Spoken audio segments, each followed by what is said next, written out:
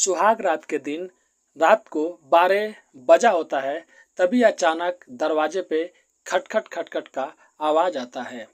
दुल्हन उठती है और जाके दरवाजे खोलती है तो देखती है कि सामने उसका ससुर दूध लेके खड़ा है और बोल रहा है कि ये लो दूध तुम पी लेना और सुरेश को भी दूध पिला देना। बहू दूध ले लेती है और सुरेश को पिला देती है और वो भी पी लेती है। लेकिन जब सुबह उठती है 8-9 बजे तो उसको कुछ याद नहीं आता है कि मैं कब रात को सो गई थी, कब उठी थी। लेकिन उसका एक झुमका गायब रहता है और जब वो झाड़ू लगा रही होती है तभी उसके ससुर के कमरे से उसका एक झुमका मिलता है। अब वो सोच में पड़ जाती है कि मेरा झुमका, मैंने तो अपने पति के साथ में रात में सुहाग रात मनाया, तो मेरा झुमका मेरे ससुर जी के रूम में कैसे गया। तो चलिए पूरी कहानी को बताएंगे इस वीडियो के माध्यम से। अगर आप हमारे चैनल पर नए हैं तो चैनल को सब्सक्राइब, लाइक, शेयर कर लीजिए ताकि अगला हमारा वीडियो सबसे पहले आप लोगों तक पहुंच सके। होता यह है कि एक बिहार के एक छोटे से गांव में एक माता पिता रहते हैं और उनका एक बेटा रहता है। बेटा पेंटर का काम दिल्ली में करते रहता है।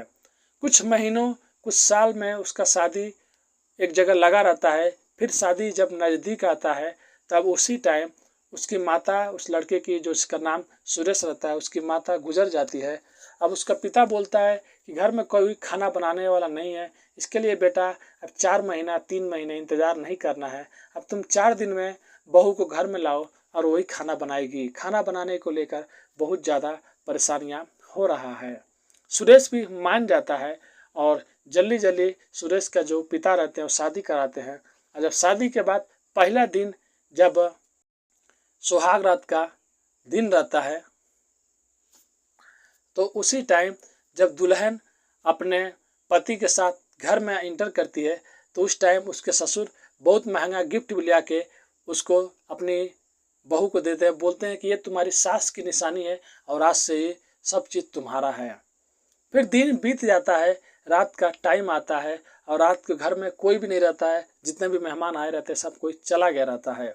लेकिन रात को जब 12 बजता है तब वहीं पे टेबल पे 2 गिलास में दूध ढारा हुआ रहता है।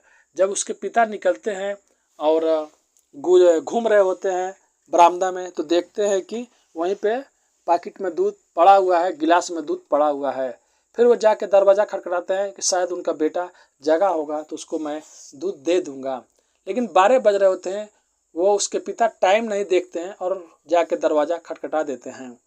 जब दरवाज़ा जाके खटखटाते हैं और जब उनकी बहू उनके सामने आती है तो बोलते हैं कि तुम लोग दूध पीना भूल गए थे, लेके जाओ दूध पी लो।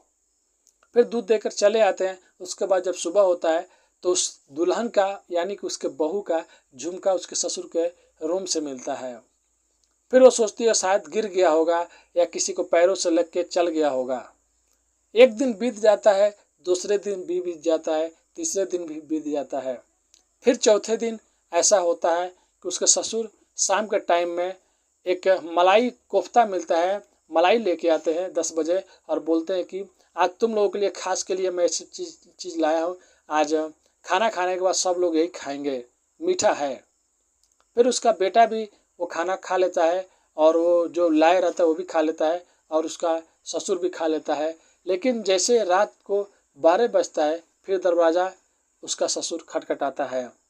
लेकिन इस टाइम ये लोग गहरी नींद में सो गए रहते हैं। लेकिन 1 बजता है, 2 बजता है, 3 बजता है, वहीं पे घूमता रहता है। सुबह होता है तो उसका ससुर अपने बहू से पूछता है कि बेटी एक बात पूछूं। वो पूछती है, बोलिए, कोई बात नहीं, पूछना है जो पूछिए। बोलता है कि सुरेश तुमको खुश रखता है कि नहीं रखता है। वो थोड़ा पहले तो सोच में पड़ जाती है कि मेरा ससुर मेरे से कैसी बातें कर रहा है। लेकिन उसका जो पिता रहता है वो बोलता है कि मैं अपने बेटे के बारे में जानता हूँ, अगर वो तुम्हें खुश नहीं करता है तो तुम बोलोगी तो मैं तुमको एक दवा है ला के दूंगा, वो दवा तुम उसको चोरी चुप्पे से दोगी तो शायद वो तुमको शारीरिक सुख या जो भी सुख चाहिए तुमको देने लगेगा। इसमें क्या छुपाना है। वो कुछ नहीं बोलती है, वहाँ से चली जाती है। जब वहाँ से चली जाती है और एक रात बीत जाता है और दूसरा दिन खुद सुबह सुबह चाय लेके आती है और बोलती है कि आप किस चीज़ दवा के बारे में बता रहे थे वो बताइए और मैं उनको दवा दूंगी। वो बोलता है उसका ससुर ठीक है कोई बात नहीं, जब मैं रात को दवा लेके आऊँगा तो खासकर दवा पानी में मिला के बनाना पड़ता है और मैं उस टाइम मिला के बना कर दूंगा। जब वो सो जाएगा तो उसको थोड़ा सा कैसे भी करके पहले पिला देना। फिर वो मान जाती है। उसके बाद जब रात को 10 से 11 बजे सोने वाला रहता है तो उसका ससुर मिला कर दवा देता है और बोलता है कि ये ला के उसको पिला दो और उसके 1 घंटे बाद तुमको फिर एक दवा पीना पड़ेगा। अब वो दवा ला के फिर अपने पति को पिला देती है। उसका पति फिर सो जाता है और नहीं उठता है। 1 घंटे 2 घंटे बाद फिर उसकी पत्नी खुद चल के अपने ससुर के रूम में आती है। बोलती है दवा तो कुछ भी काम नहीं कर रहा है, मैं करूँ तो क्या करूँ। फिर उसका ससुर बोलता है कि एक और लास्ट चांस मैं तुमको बता रहा हूँ। उसको शायद ठीक होने में 1 महीने 2 महीने लग जाएगा, 3 महीने भी लग जाएगा। तब तक क्या तुम उसका इंतजार करोगी? अगर तुम बुरा नहीं मानो तो मैं तुम्हें वो हर सुख दूंगा जो तुमको नहीं देता है और तुम्हें जितना पैसे चाहिए जो भी चाहिए मैं सब चीज़ तुमको ला कर दूंगा। फिर वो लड़की उसके झांसे में आ जाती है और अपने ससुर के साथ में ही पूरी रात उस रूम में बिता देती है। अब उसके बाद हर दिन ससुर और उसकी बहू मिलने लगते हैं, एक दूसरे के साथ में काम करने लगते हैं। धीरे धीरे दवा जो वो खिला रही थी उसको भी नहीं मालूम रहता है बेचारी को कि ये दवा ठीक करने का नहीं, ये दवा नींद का है, जिसे खिलाने से नींद आएगा, अच्छा आदमी भी खराब हो जाएगा। एक दिन उसकी एक छोटी बहन आती है और वहीं पर उस दवा को देखती है तो बोलती है कि दीदी ये किसका दवा है, ये दवा कौन यूज करता है। पहले तो वो बोलती है कोई नहीं, फिर उसकी छोटी बहन बोलती है कि आपको मालूम है ये दवा ज़्यादा नहीं खाना चाहिए, कभी कुछ प्रॉब्लम आया तबीयत खराब हुआ तो खा के सो जाना चाहिए, ये ज़्यादा दवा नहीं खाना चाहिए, यहाँ पे तो इतना पत्ते पड़े हैं। तब वो पूछती है कि इस दवा से क्या होता है। तब वो बोलती है कि इस दवा से नींद आता है, ये आदमी 2 गोली 1 गोली खा ले तो पूरी रात उठेगा नहीं, सोया रहेगा। तब उसको समझ में आता है वो मेरे साथ में तो गलत हो रहा है इतने दिनों से। फिर अपने ससुर को जाके बहुत उल्टा पुल्टा बोलती है और बोलती है कि आपने मेरा फ़ायदा उठाया है, गलत किया है। फिर उसके बाद उसका ससुर उससे माफ़ी मांगता है और बोलता है कि मैं दोबारा कुछ नहीं करूँगा। लेकिन वो लड़की बोलती है कि नहीं, मुझे नहीं रहना है, मैं सुरेश को लेकर चली जाऊँगी और सुरेश को सारी बात बता दूँगी।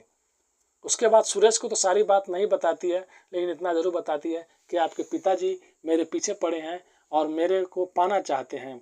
इतना बात सुनने के बाद सुरेश भी गुस्सा हो जाता है और बोलता है कि जिस दिन आप मर जाओगे उसी दिन हम लोग घर में आएंगे, लेकिन आपके रहते हुए मैं और आपकी बहू आपके घर में कभी भी नहीं आएंगे।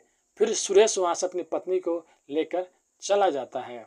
तो आज की कहानी यही थी दोस्तों, कैसे एक ससुर अपनी ही बहू को पाने के लिए एक षड्यंत्र रचता है, अपने बेटे को ही नींद की गोली देता है। तो कहानी कैसी लगी और सबसे ज़्यादा गलती किसकी है आप लोग कमेंट करके ज़रूर बताइए। और आप लोग से रिक्वेस्ट है, अगर आप हम लोग चैनल पर नए हैं तो चैनल को सब्सक्राइब कर लीजिए ताकि हमारा भी हौसला बनता रहे और मैं अच्छी वीडियो आप लोग के लिए लाता रहूं। मिलते हैं अच्छी वीडियो के साथ, अभी के लिए धन्यवाद।